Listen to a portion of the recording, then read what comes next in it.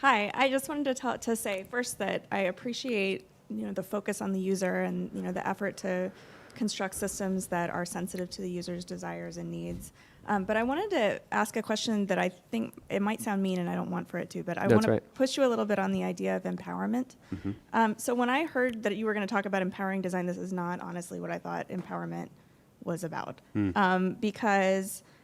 Well, I think there's kind of two things that can happen, right? One thing is that the empowerment, as you describe it, like most of the examples that you've given are in the context of like white collar work, right? Like I want to set up a meeting, like I don't want to bother this person asking for a report while they're checking their email, right? Or like, oh, maybe we want to burn a couple extra calories, walking around. Like it assumes a subject who's like a very particular kind of subject, right? Somebody who has presumably a lot of autonomy and freedom in their work already. Who like where those are the concerns, those are the big concerns are like, am I getting an email I don't want right now? So that's like one possibility, is that this is just not relevant to a large swath of people. Then the other possibility that worries me more is that there's a very fine line between personalization and like prescription and paternalism and choice making for people, like in the name of empower. I'm sure this is something you've thought about like extensively. I'm not trying to say that this isn't something that's within your ambit, but right, like we see this a lot where, first of all, personalization by default requires a lot more surveillance and data collection from people. And this almost always happens in an imbalanced way, right? So that people who are marginalized or disempowered get more data collected about them in the name of some public good. So like the best example of this I can think of is this medical program, actually, where we know that like women who speak to their babies a lot, like those babies do a lot better. So like the big like Silicon Valley bright idea was like, well, let's start recording like everything that happens in these women's homes so that we know, like, so that we can help them, right? We can empower them to make better choices and say more words out loud, right? Like forgetting that this involves basically just like wholesale surveillance of these women. So I'm really worried about that line. And I think, in some ways it's akin to what Adam suggested about like who's making the choices, right? Like you displayed this slide of these 4 bearded young Brooklyn guys making choices, and like you're kind of also just like a bearded. I always make that. No, yeah, totally. You seem like a good dude, right? But like, I feel like you always are going to run into that, right? When like the people making the design decisions are making them for someone else. Exactly. Yeah. So many good points you're bringing up. So one thing, obviously, is that those people who work at those tech companies who make those choices, they can't not make that choice. There's no way I can be like, I'm not going to make a choice. What's viewed as paternalism is often just moving away from whatever was before. It's sort of like there's a cognitive bias there. I forgot what it's called. It's basically when we assume that how things were when we first just accidentally or intuitively made some choice was like better than anything we might change it to. And so as soon as you want to change it, it's be like, well, who are you to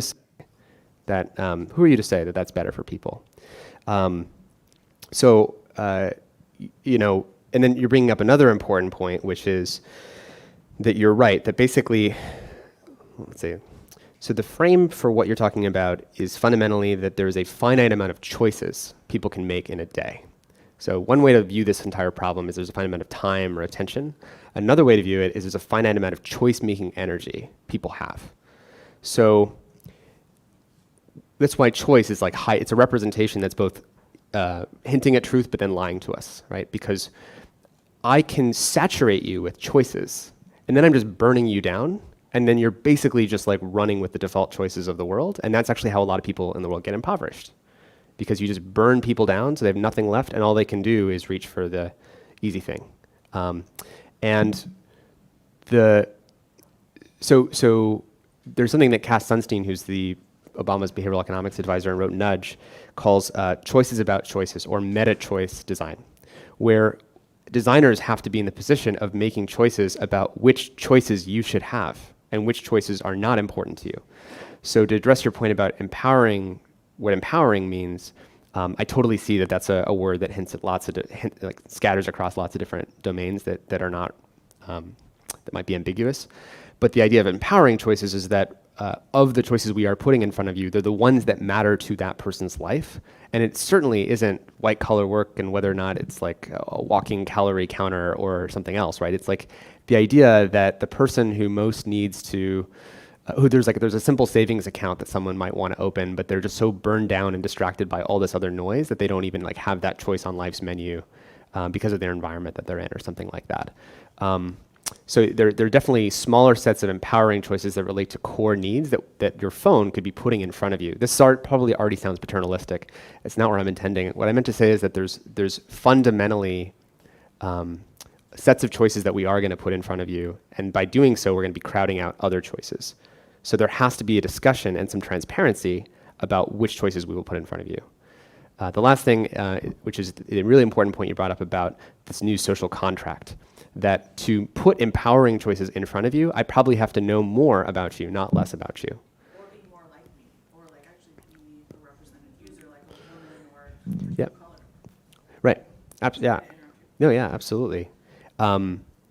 So yeah, it requires more empathy. So if I don't have information about you, it just requires lots of empathy and pre-planning on the part of the designer, not knowing if they don't have personal data. If they do have personal data, they can tune those choices to be more appropriate for that person, what they're after.